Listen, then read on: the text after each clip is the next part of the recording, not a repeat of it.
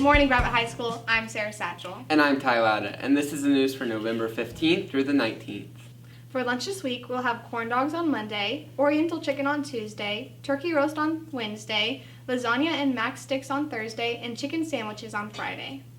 On Monday, the University of Arkansas will be here during lunch. On Tuesday, the Army National Guard will be here during lunch. On Wednesday, Crowder College will be here, so make sure to stop by if you're interested.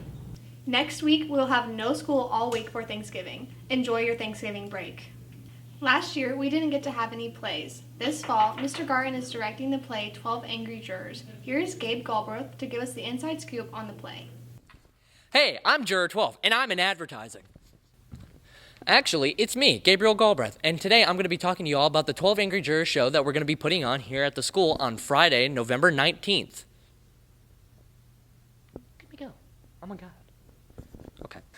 The play is a rendition of 12 Angry Men, which had two movie adaptations back in the 1950s and 1990s. The plot of the story consists of 12 jurors asked to sit in a courtroom and determine the guilt or innocence of a young man on trial for murder.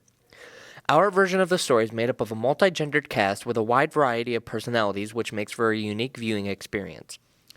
All in all, we have invested over 10 weeks of time in order to make this play a reality. The hardest part in being the show is really just getting everyone here at time, for rehearsal, because everyone's got such different schedules, and so everyone being here is really difficult. If you enjoy getting out of class, this is a must-not-miss opportunity. We have put in a lot of work through stagecraft, design, and long rehearsals to produce a spectacular show. I think that everyone's more nervous about getting to the show than the actual show itself. I feel like I'm always more nervous before the show starts than when we walk into the door and start.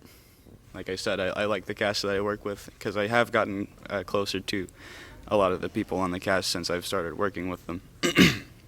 And Mr. Garten's really cool. We will be charging $2 at the door for the school showing on Friday, November 19th, so come to the pack and support your classmates. It'd mean a lot to me and everyone else if you could all come out and support us all on something that we are very passionate about. Thank you, Gabe. In the first half of the semester, did you notice that the bells were way off timing? Well, here's the other Ty to tell us why. As all of Gravette High School knows, the bells have not been working quite as well as they have before. But what is interesting is why. The school bells are set to go off on a certain time increment, at 8 a.m. on the first day of school and then exactly 24 hours later. The problem with this is the days are not exactly 24 hours long. The time it takes for the Earth to rotate, which we usually consider 24 hours, is actually constantly changing. For example, on the first day of school, the time it took for the Earth to rotate was 23 hours, 59 minutes, and 59.9 seconds long.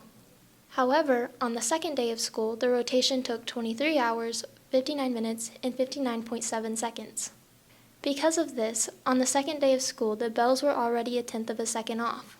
As we have seen, over time, this leads to the bells being minutes off.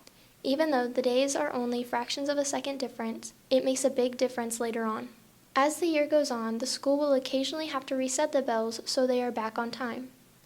The reason your phones and computers are on different times than the bells is because they are connected to the world clock. The main world clock is located in Berlin, however, there are multiple throughout the world.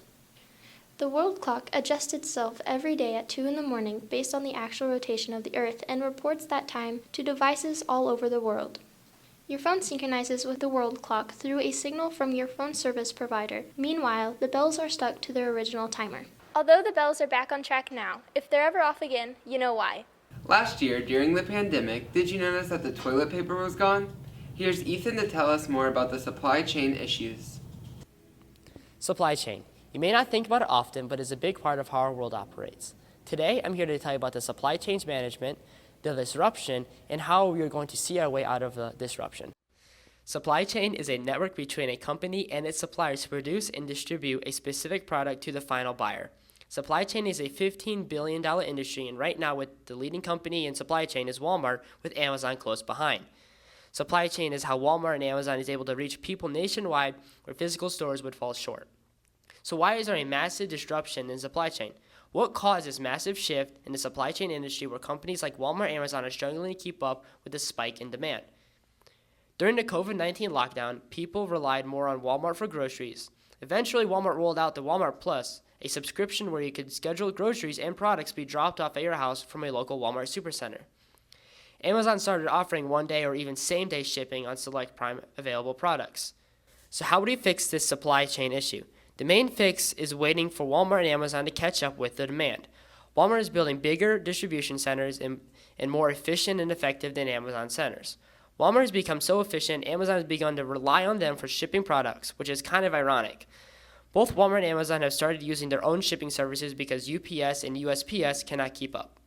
As of right now, supply chain industry is becoming more efficient with their new distribution centers and mailing service. By the time Christmas rolls around, supply chain industry should be back up on their feet.